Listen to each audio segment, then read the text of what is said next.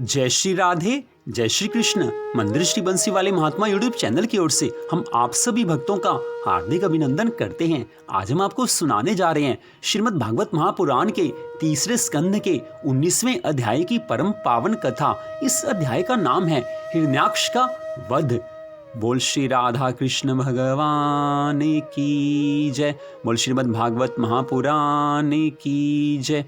मैत्रेय ऋषि जी कहने लगे कि हे विदुर जी, ब्रह्मा जी ने जब भगवान वाराह जी को कहा कि आप इस दैत्य का शीघ्र ही वध कर दीजिए, सभी देवी देवता जब भगवान से प्रार्थना करने लगे कि अब वाराह भगवान आप इस हिरण्याक्ष दैत्य का वध कर दीजिए। सच बात है कि पापी से अधर्मी से सभी दुखी रहते हैं। आज सभी देवी देवता हिरण्याक्ष का वध करने के लिए वाराह भगवान जी से बारंबार प्रार्थना कर रहे हैं। आगे मैत्रेय ऋषि जी कहने लगे कि हे विदुर जी, ब्रह्मा जी के ये कपट रहित अमृतमय वचन सुनकर भगवान जी ने आज उनके भोलेपन पर मुस्कुराकर अपने प्रेम पूर्ण कटाक्ष के द्वारा उनकी प्रार्थना को स्वीकार कर लिया है। फिर आज वाराह भगवान ने झपट कर अपने सामने निर्भय विचरते हुए शत्रु की ठुड्डी पर गदा दे मारी है, किंतु हिरण्याक्ष की गदा से टकराकर वह गदा भगवान के हाथ से छूट गई और चक्कर काटती हुई जमीन पर गिरकर सुशोभित हुई।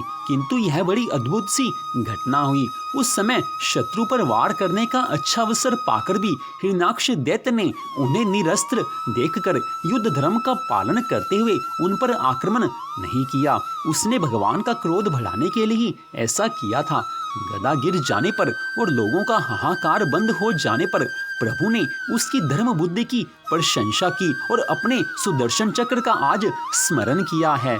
आज बड़ा सुंदर भाव है इस कथा के प्रसंग में कि हिरण्याक्ष दैत्य ने एक दैत्य होते हुए भी धर्म का पालन किया। धर्म में युद्ध आज कर रहा है, क्योंकि भगवान वाराह जी के हाथ से गदा गिर जाने पर भी उसने भगवान के ऊपर प्रहार नहीं किया, क्योंकि यह धर्म का पालन नहीं होता। इसलिए उसने धर्म का पालन करते हुए भगवान के ऊपर प्रहार नहीं किया। कितनी अच्छी बात है कि उस समय राक्षस भी धर्म का कुछ सोच विचार करते थे, किंतु आज के इस कलयुग में पापी लोग, अधर्मी लोग धर्म का थोड़ा सा भी पालन नहीं करते। फिर से आगे कथा में प्रवेश करते हैं। वाराह भगवान ने आज सुदर्शन चक्र का स्मरण किया है। सुदर्शन चक्र ने तुरंत ही भगवान की आज्ञा का पालन किया और भगवान के हाथ में आकर घूमने लगा है। किंतु आज सुदर्शन चक्र और हिरण्याक्ष के बीच में विशेष रूप से क्रीड़ा होने लगी है। सुदर्शन चक्र बार बार हिरण्याक्ष के चारों तरफ घूम रहा है। हिरण्याक्ष सोच रहा है कि इससे पीछा कैसे छुड़ाऊं। सुदर्शन चक्र बार बार भगवान की आज्ञा मानकर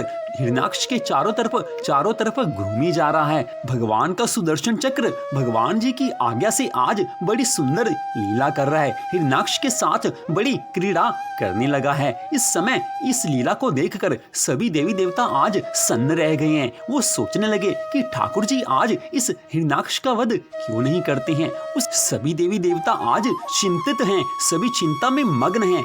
लेकिन ये ध्यान देने योग्य बात यहाँ पर यह है कि भगवान जी सामने हैं, वाराह भगवान सामने हैं। जब भगवान सामने हैं तो देवी देवताओं को चिंता करने की आवश्यकता थी ही नहीं। भगवान वाराह ने तो हिरण्याक्ष दैत्य का वध करना ही है, लेकिन फिर भी सभी देवी देवता आज चिंतित हैं। इससे पता चलता है कि भगवान के ऊपर विश्वास करना बड़ा दुर्लभ है। भगवान के ऊपर पूरी तरह से विश्वास करना बड़ा ही ज्यादा दुर्लभ है। भगवान के ऊपर जिसको विश्वास हो गया उसका जीवन सफल है। आज देवी देवता भी भगवान की इस लीला को देखकर दंग रह गए हैं। वो सोचने लगे हैं कि क्यों भगवान इसके साथ क्रीड़ा कर रहे हैं, क्यों इसका वध नहीं करते हैं। अगर भगवान के ऊपर उनको विश्वास होता, अगर सभी देवी देवताओं को आज भगवान के ऊपर पूर्ण विश्वास होता, तो उनके मन में चिंता का एक कण भी आ नहीं सकता था। लेकिन आज सभी देवी देवता चिंता कर रहे हैं। इससे पता चलता है कि देवी देवताओं को भी भगवान के ऊपर कई बार विश्वास नहीं होता है।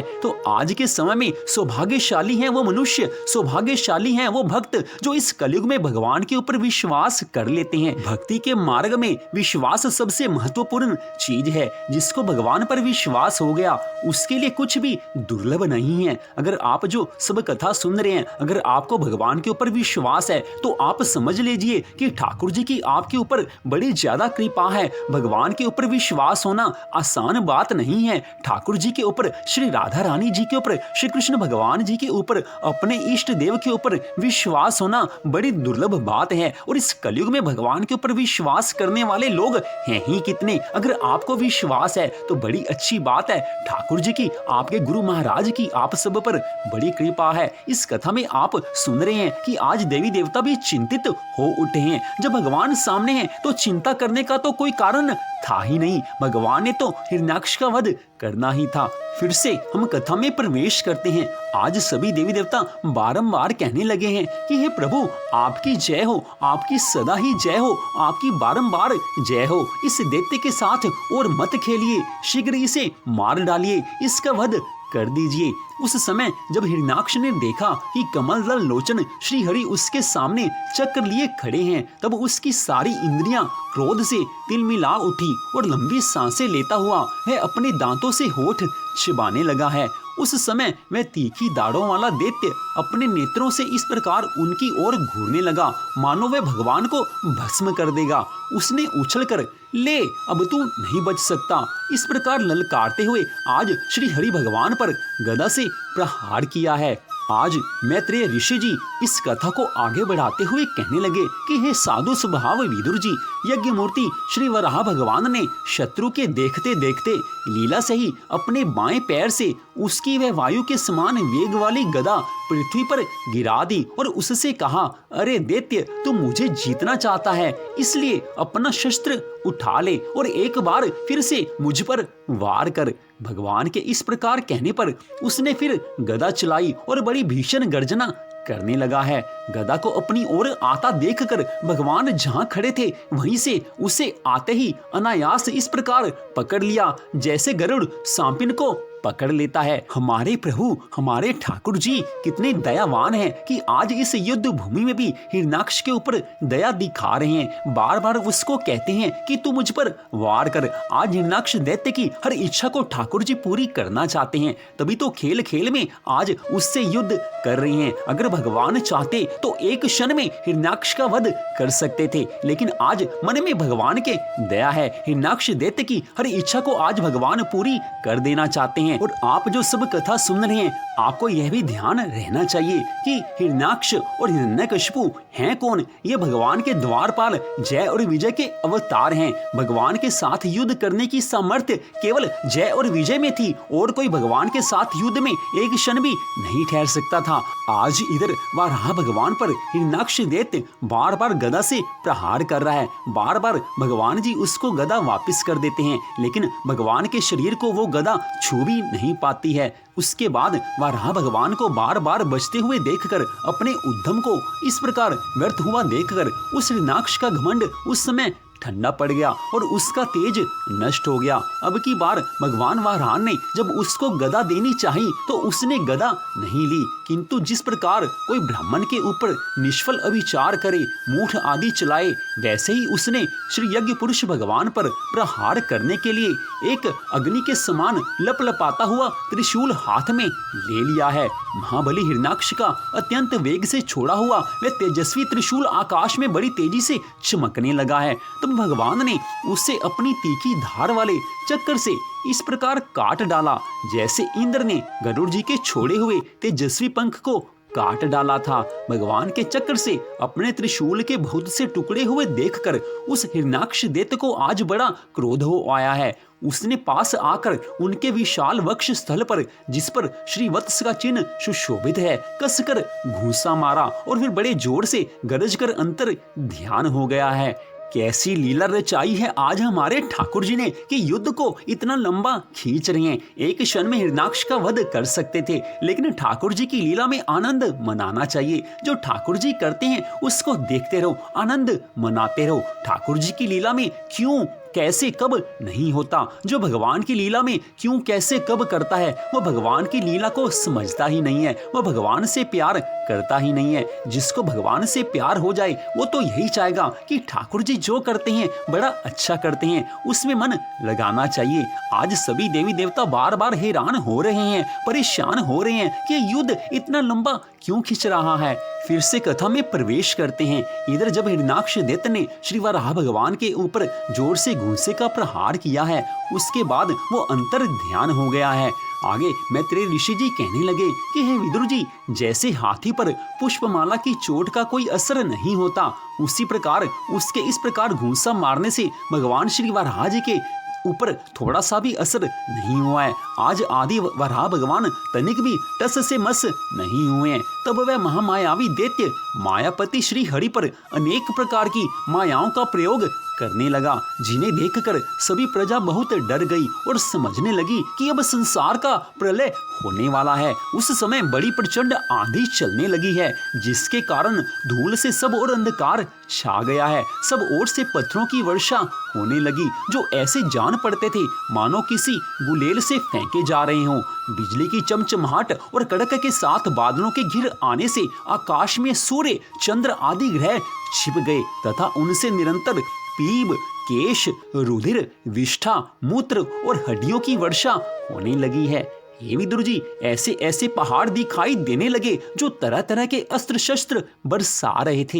हाथ में त्रिशूल लिए बाल खोले नंगी राक्षसियां दिखने लगी हैं। बहुत से पैदल घुड़सवार, रथी और हाथियों पर चढ़े सैनिकों के साथ आताताई यक्ष राक्षसों का मारो मारो काटो काटो ऐसा अत्यंत क्रूर और हिंसामय कोलाहल चारों तरफ सुनाई देने लगा है। आज सभी यक्ष और राक्षस ये कहते हुए सब तरफ फैल चुके हैं, वास्तव में यह हिरण्याक्ष दैत्य की माया थी। इस प्रकार प्रकट हुए उस आसुरी माया जाल को नाश करने के लिए आज यज्ञमूर्ति भगवान वराह ने अपना प्रिय सुदर्शन चक्र छोड़ दिया है। उस समय अपने पति का कथन स्मरण हो आने से दीति का हृदय सहसा कांप उठा और उसके स्तनों से रक्त बहने लगा है। अपना माया जाल नष्ट हो जाने पर वह दैत्य फिर भगवान के पास आया। उसने उन्हें क्रोध से दबाकर चूर चूर करने की इच्छा से भुजाओं में भर लिया, किंतु देखा कि वे तो बाहर ही खड़े हैं। अब वह भगवान को वज्र के समान कठोर मुक्कों से मारने लगा। तब इंद्र ने जैसे वृत्रासुर पर प्रहार किया था, उसी प्रकार भगवान वराह ने उसकी कन्नपट्टी पर एक तमाचा मारा है। विश्व विजयी भगवान ने यद्यपि बड़े हल्के से तमाचा मारा था, तो भी उसकी चोट से आज हिरण्याक्ष का शरीर घूमने लगा। उसके नेत्र बाहर निकल आए और हाथ पैर और बाल छिन्न भिन्न हो गए हैं और वह निष्प्राण होकर आंधी से उखड़े हुए विशाल वृक्ष के समान पृथ्वी पर गिर पड़ा। हिरण्याक्ष का तेज अब भी मलिन नहीं हुआ था।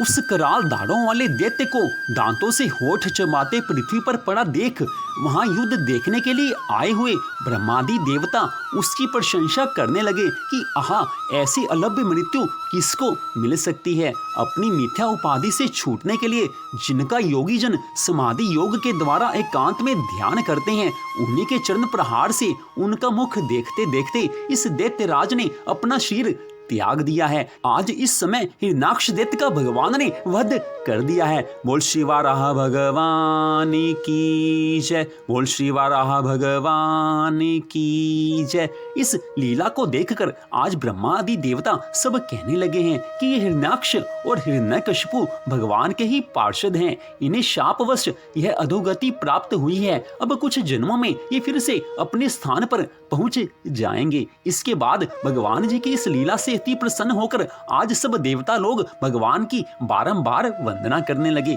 सभी देवी देवता आज भगवान वराह जी की बड़ी सुंदर स्तुति करते हैं। आप सब लोग जो कथा सुन रहे हैं वो भी इस स्तुति को ध्यान से सुनिए। इस स्तुति में भगवान जी की बड़ी सुंदर वंदना की गई है। मैत्रेय ऋषि जी कहने लगे कि हे विदुर जी, आज सभी देवी देवता भगवान की स्तुति करते हुए कहने लगे कि हे अनादि पुरुष वराह जी, आपने देवता, ब्राह्मण और यज्ञ की रक्षा करने के निमित्त इस पापी हिरण्याक्ष का संहार किया है। आपने आज इसका वध किया है।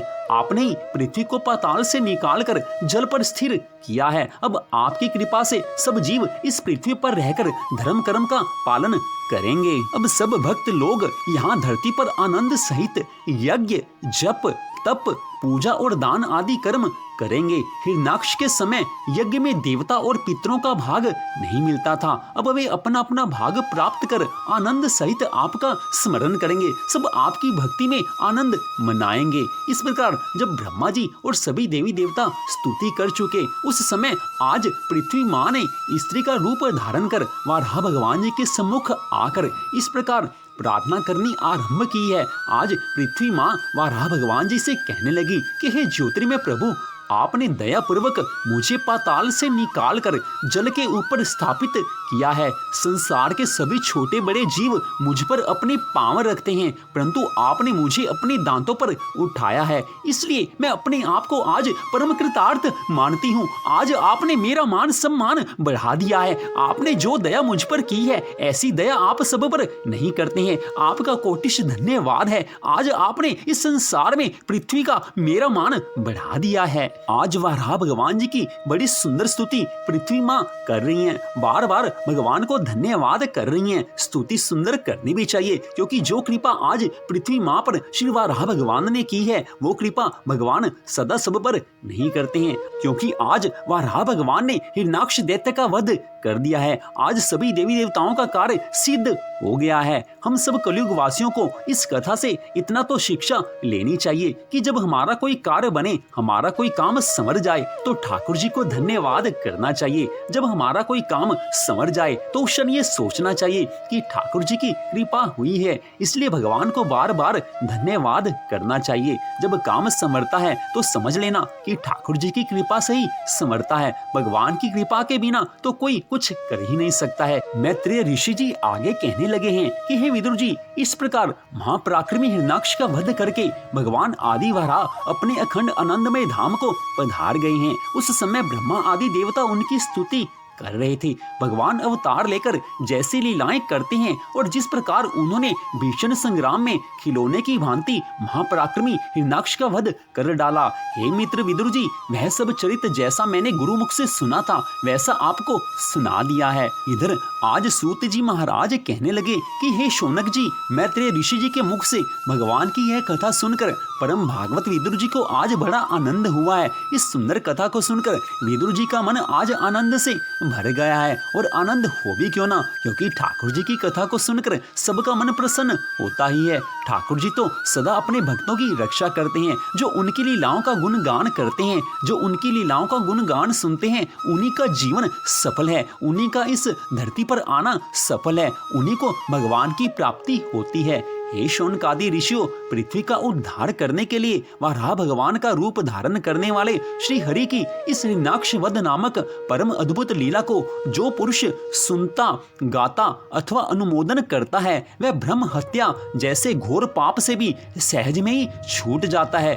यह चरित्र अत्यंत पुण्यप्रद, परम पवित्र, धन और यश की प्राप्ति कराने वाला, आयु वर्धक और सभी कामनाओं की पूर्ति करने वाला तथा युद्ध में प्राण और इंद्रियों की शक्ति को बढ़ाने वाला है। जो लोग इसे सुनते हैं उन्हें अंत में श्री भगवान का आश्रय प्राप्त होता है। जो लोग इस कथा को श्रद्धा भावना से सुनते हैं उनको अंत समय में भगवान का गोलोक धाम मिल जाता है। इस मन भावनी कथा को सुनकर मन गदगद हो जाता है। जो इस कथा को सुनता है या सुनाता है उसके ऊपर ठाकुर जी की अनंत कृपा होती है। सूत जी महाराज जी ने स्पष्ट कह दिया है इस कथा के अंत में कि ब्रह्म हत्या जैसे घोर पाप भी इस कथा को सुनने मात्र से छूट जाते हैं। जो इस कथा को श्रद्धा भावना से सुनता है उसके ऊपर भगवान की अनंत कृपा होती है। उसको धन मिलता है, उसको यश मिलता है, उसको कीर्ति मिलती है, उसकी आयु बढ़ती है और उसकी सभी मनोकामनाओं को भगवान पूरा कर देते हैं। इसलिए बार बार कहा जाता है कि कथा का कोई भी प्रसंग हो उसको श्रद्धा भावना से सुनना चाहिए, क्योंकि श्रद्धा भावना जब हमारे जीवन में होती है। हम श्रद्धा भावना से कोई भी भगवान की कथा सुनते हैं तो भगवान तो हमें उस समय देख ही रहे होते हैं। भगवान तो सर्वांतर्यामी है, भगवान हर क्षण हमें देख रहे हैं। भगवान तो सबको देखते हैं। जो पाप कर रहे हैं भगवान उनको भी देख रहे हैं, जो इस समय कथा सुन रहे हैं भगवान उनको भी देख रहे हैं। भगवान तो सब कुछ देखते हैं। जैसा जो कर्म करता है उसको वैसा ही फल मिलता है। भगवान जब देखते हैं कि मेरा भक्त मेरी तरफ आने लगा है, श्रद्धा भावना से मेरी कथा सुन रहा है, तो हमारे जीवन में जो कमी हो भगवान उसको पूरा कर देते हैं। हमारे हाथ की लकीरों में जो चीज नहीं लिखी, जो धन वैभव सुख संपत्ति नहीं लिखा, भगवान उनको भी हमारे जीवन में अपने आप दे देते हैं। हाथ की लकीरों को बदलना ठाकुर जी के लिए एक क्षण का काम है। भगवान ने तो मन में सोचना है कि मेरे भक्त को सब कुछ मिल जाए, उसी क्षण भगवान के भक्तों को सब कुछ मिल जाता है। इसलिए बार बार निवेदन किया जाता है